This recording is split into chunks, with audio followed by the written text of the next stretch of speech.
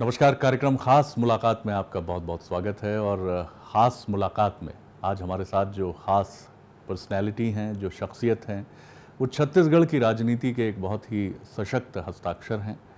और सबसे महत्वपूर्ण बात है कि वो एक ऐसे परिवार से आते हैं जिसकी आप कह सकते हैं एक शाही ट्रेडिशन है, उसका एक लेगेसी है।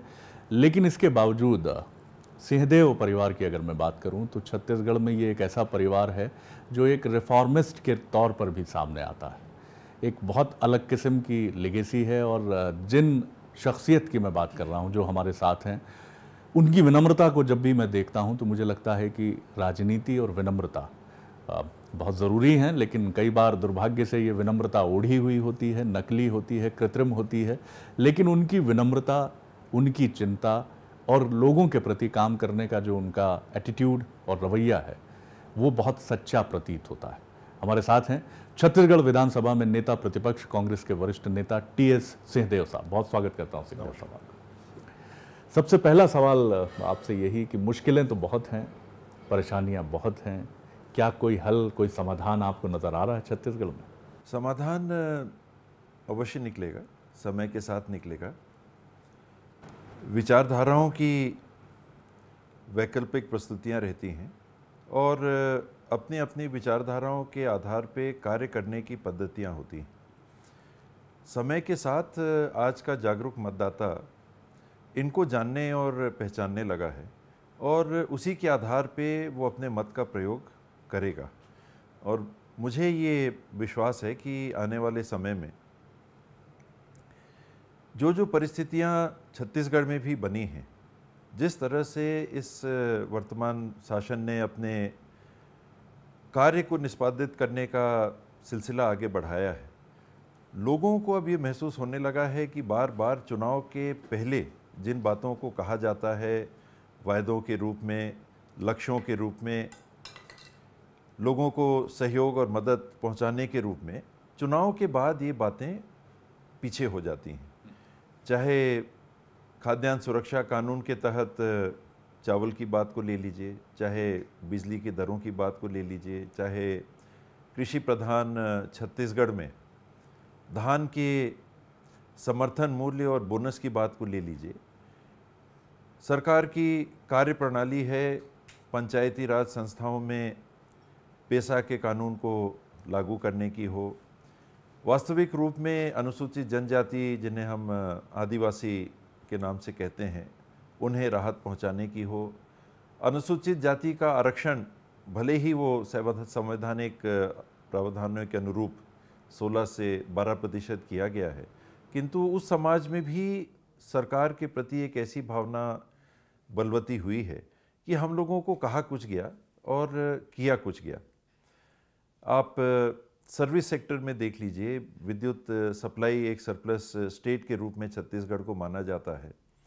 बिजली बेचने की बात हमारी सरकार छत्तीसगढ़ की करती है और ये सरप्लस बिजली के बिक्री के बाद में छत्तीसगढ़ के नागरिकों के संसाधन, जल, जमीन, खनिज, इसके उपयोग के बाद जो बिजली बनती है और जो बननी चाहिए सस्ते दरों पे, और बिक्री के बाद उसकी रियायत कम दरों के रूप में छत्तीसगढ़ के नागरिकों को जो उसका लाभ मिलना चाहिए, प्रत्येक वर्ष मिसमैनेजमेंट के कारण ही मैं मुख्य रूप से कहूँगा, बिजली के दर जहाँ एक तरफ कहा जाता है कि हम मुफ्त बिजली देंगे, बिजली के दर बढ़ते जा रहे हैं। उद्योगों को आप प्रोत्साहन देने के नाम पे, माफ़ कीजिएगा मैं रोक रहा हूँ आपको बीच में, लेकिन मुद्दे बहुत हैं, बहुत मुद्दे आपने उठाने की कोशिश भी की है। लेकिन एक मुझे मिसाल याद आती है कि मर्ज बढ़ता गया ज्यों ज्यों दवा की। इसकी क्या वजह है? आप कोशिश करते हैं, विधानसभा में आप जाते हैं, अध्यक्ष के खिलाफ अविश्वास प्रस्ताव लाते हैं, तो प्रस्ताव इसलिए गिर जाता है कि कहीं नियमावली में कोई खामी की बात आ जाती है और ठीक तरीके से वो प्रस्तुत नहीं किया जाता है। जन मुद्दे, आप जिन मुद्दों का जिक्र कर रहे हैं, वो मुद्दे विधानसभा में उठाने की कोशिश होती है, लेकिन वो जनता के बीच मुद्दे नहीं बन पाते हैं। क्या वजह है? कहीं समन्वय में कोई कमी देखते हैं आप कि अविश्वास प्रस्ताव गिर जाता है आपका, जन मुद्दे नहीं बन पाते हैं? हो सकता है कि एक प्रस्तुति की कमी हो। आपने जिस अविश्वास प्रस्ताव की बात कही, उसके गिरने की बात कही, आपके समक्ष भी ये दृष्टिकोण है कि वो अविश्वास प्रस्ताव गिर गया। अविश्वास प्रस्ताव गिरा नहीं, वो आज भी जीवित है। उसमें जो नियम थे, नियम के भारत के संविधान में एक प्रावधान दिया गया है कि स्पीकर के विरुद्ध में आप उनको हटाने का, उसमें शब्द अविश्वास का नहीं प्रयोग किया गया है, स्पीकर को हटाने का प्रावधान संविधान ने दिया है। और इसी को अपनी नियमावलियों में विधानसभाओं ने अपनाकर स्पीकर के संदर्भ में उनको हटाने के प्रस्ताव को लाने की बात रखी है। इस प्रस्ताव को लाने के लिए एक 14 दिन की समय सीमा उन्होंने दी है कि 14 दिन पहले आना चाहिए, जिस दिन इस प्रस्ताव पे चर्चा होगी उसके पहले।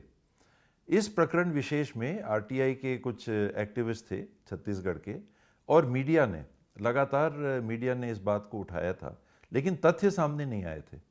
और ये आरटीआई के एक्टिविस्ट जो हैं, इन्होंने जब तथ्यों को सार्वजनिक किया, ये पब्लिक डोमेन में जब ये तथ्य आए, ये 18 या 19 तारीख हो गई थी, विधानसभा सत्र बुला लिया गया था और समय भी नहीं था। हम लोगों ने संविधान के प्रावधानों को भी पढ़ा था, नियमावली भी पढ़ी थी, 14 दिन के उल्लेख को भी पढ़ा था। हमारे सामने विकल्प ये था कि यदि हम इस प्रस्ताव को नहीं लाते तो एक और वातावरण बनेगा। देखिए कि ऐसे तथ्य थे और कहीं मिलजुल गए इन लोग, एक मिलीजुली सरकार, चौथा मंत्री, इस प्रकार के आरोप भी लगते हैं। तो एक तरफ हमारे सामने जानकारी होते हुए प्रस्ताव के लाने की बात थी, और गिराने के लिए प्रस्ताव नहीं। इस प्रस्ताव को वो गिरा नहीं सकते, न स्पीकर ने गिराया। केवल उन्होंने ये रूलिंग दी कि इस सत्र में इस पर डिस्कशन इसलिए नहीं हो सकता है कि 14 दिन का पीरियड पूरा नहीं हो रहा है।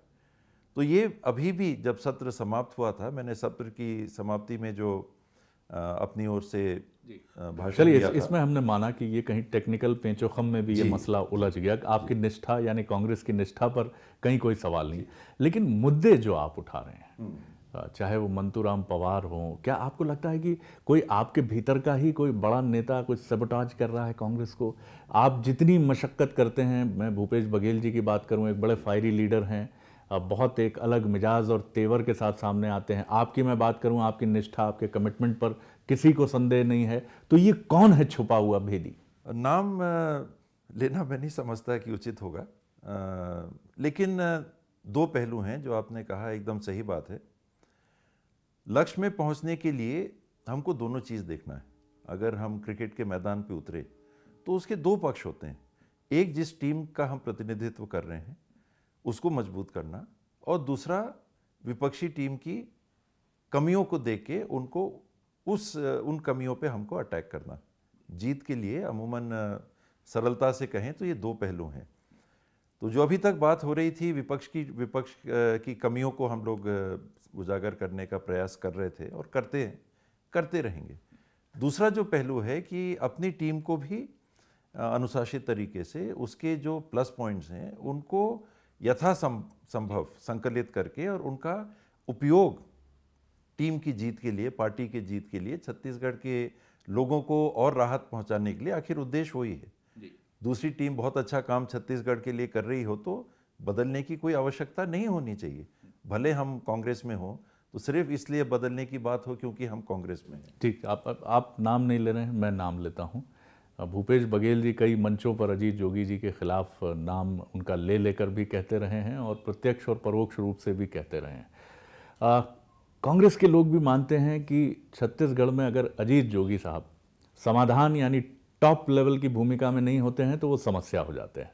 क्या आप मानते हैं, सहमत हैं इससे? जोगी जी बहुत अनुभवी और सीनियर कांग्रेस के लीडर हैं। मध्य प्रदेश जब एक था उस समय से ही वो सांसद रहे, ऑल इंडिया कांग्रेस कमेटी के प्रवक्ता रहे, छत्तीसगढ़ के पहले मुख्यमंत्री बने। एक उनका अस्तित्व है, एक उनके साथ टीम भी है, कांग्रेस के साथ वो जुड़े रहे हैं। कुछ मुद्दों पे चाहे जोगी जी की बात लें या किसी की भी बात लें, एक व्यक्ति से बात रुकनी नहीं चाहिए। कहीं भी कमी हो, किसी भी संदर्भ में कमी हो, चाहे वो हमारे सीनियर्स हों, चाहे हमारे समकक्ष हों या हमारे कार्यकर्ता हों, इनमें जो पार्टी को नुकसान देने वाली बातें हैं, किसी लेवल पे भी आए, XYZ सीनियर समकक्ष, कार्यकर्ता, जूनियर, जो भी आप कह लें, इनको पाटने की, इनको दूर करने की हर संभव प्रयास करने की आवश्यकता है। सवाल यही है कि आखिर बिल्ली के गले में घंटी बांधे कौन? ये जिस स्तर की बात हो जी, अगर कार्यकर्ता है तो ऊपर के लेवल की, ब्लॉक कांग्रेस को जिला कांग्रेस को देखना चाहिए, जिला कांग्रेस और ब्लॉक को प्रदेश को देखना चाहिए। सीनियर जो हमारे लीडर्स हैं वो एक तरह से प्रदेश कांग्रेस से सीनियरिटी में अगर वो आ जाते हैं, छत्तीसगढ़ में तो आपसे AICC को आपसे देखना वरिष्ठ चाहिए। और भूपेश बघेल जी से वरिष्ठ कोई नहीं है। आखिर अजीत जोगी जी पर अगर कहीं कोई मैं ये नहीं कहूंगा नियंत्रणकारी भूमिका की बात मैं नहीं करूंगा कि उनके ऊपर एक दबाव डाला जाए, उनको ठीक तरीके से पार्टी के पक्ष में कहा जाए, लेकिन मैं हाईकमान की अगर बात करूं, मध्य प्रदेश की भी यही स्थिति है। मुझे ये भी याद आता है सिंहदेव साहब, मध्य प्रदेश के एक वरिष्ठ नेता जो आप ही की भूमिका निभा चुके हैं, मुझे नाम लेने में संकोच नहीं, अजय सिंह जी की मैं बात कर रहा हूँ। कुछ वर्षों पहले उन्होंने कहा था, ऐसा लगता है मध्य प्रदेश जो है, जो जिस तरह की तवज्जो मिलनी चाहिए टॉप लीडरशिप से, वो कई बार हम मिस करते हैं। आप सहमत हैं इससे? मैंने जो अनुभव किया CLP के रूप में जिम्मेदारी निभाते मेरे को 8 महीने हो रहे हैं जी, बहुत लंबा समय अभी नहीं हुआ है, लेकिन 8 महीनों में जब भी पार्टी हाईकमांड से चर्चा हुई है, आशा से अधिक मुझे ऐसा लगा कि वो सुनते हैं, बात को गंभीरता से लेते हैं और उसके निराकरण के लिए जब भी कोई बातों को रखा गया है उन्होंने कदम उठाए हैं। एकाएक सब ठीक हो सके या कोई भी घर का मुखिया है अपने परिवार को एकदम ठीक कर ले, एक इकाई समाज की, हमारी सबसे छोटी इकाई हमारा परिवार है, परिवार में भी मतभेद आते हैं। एक परिवार 5 का भी ले लीजिए तो भाई बहन, माता पिता, पति पत्नी, थोड़ा बहुत ये हर परिवार की स्थिति आप देखिएगा। यही जो परिवार की स्थिति होती है बड़े रूप में हम सामाजिक संगठनों में देखते हैं। कमी नहीं है इस बात को मैं बिल्कुल नहीं कहूँगा, लेकिन कमियों को दूर करने के लिए जो AICC लेवल की बात है, हमारे शीर्ष नेतृत्व की बात है, हमारे हाईकमांड की बात है, जब मर्ज प्रदेश लेवल से ठीक होने की स्थिति में नहीं होता है, जिस पे समय समय पे हम लोग भी उनको अवगत कराते हैं कि ये हमारे बस का है, हम फील्ड में काम कर सकते हैं, आप जो कार्यक्रम देंगे उनको हम इम्प्लीमेंट कर सकते हैं, लोगों का विश्वास जीतने का काम कर सकते हैं, संगठन में समय समय पे धरना हो गए, आंदोलन हो गए, इश्यूज़ को लोगों तक पहुंचाने का काम कर सकते हैं, विधानसभा में रिप्रेजेंटेशन कर सकते हैं, इश्यूज़ को उठा सकते हैं। आप मानते हैं कि हाईकमान की बहुत ही प्रोएक्टिव भूमिका है?